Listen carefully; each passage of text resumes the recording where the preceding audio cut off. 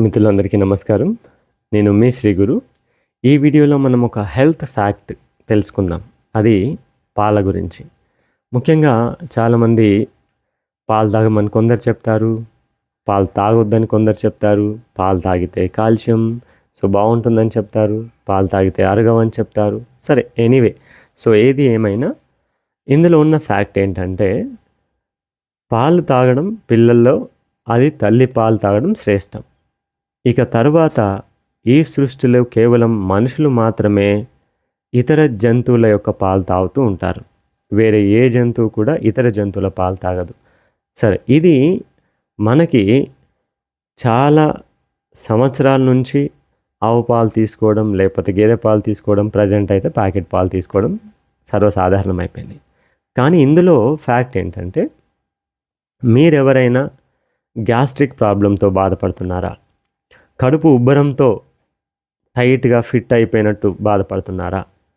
లేదా కడుపులో గురుగురుగురు సౌండ్లు వస్తున్నాయా? లేదా ఎప్పుడు విరేచనాలు అవుతూ ఉన్నాయా? అలాగే వాంతికి వస్తుందా? ఎప్పుడైనా ఏదో వామిటింగ్ చేసుకుంటే బాగుండు అని అనిపిస్తుందా?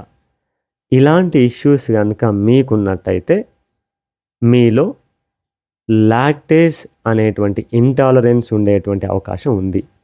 అంటే ఇది అన్న పెద్ద సమస్య అని బాధపడాల్సిన అవసరం ఏం లేదు మిత్రమా.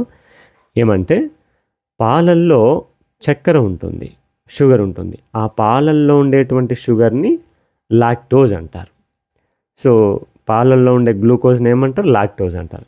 ఈ లాక్టోజ్ని డైజెస్టివ్ చేయడానికి, అరిగించుకోవడానికి మన శరీరంలో ఒక ఎంజైమ్ ఉండాలి. దాన్నే లాక్టేజ్ అంటారు. ఈ లాక్టేజ్ అనేటువంటి ఎంజైమ్ ఎవరిలో అయితే లోపిస్తుందో, తక్కువగా ఉంటుందో, లేదా అసలు ఉండదో, వారిలో పాల పదార్థాలు అరగవు.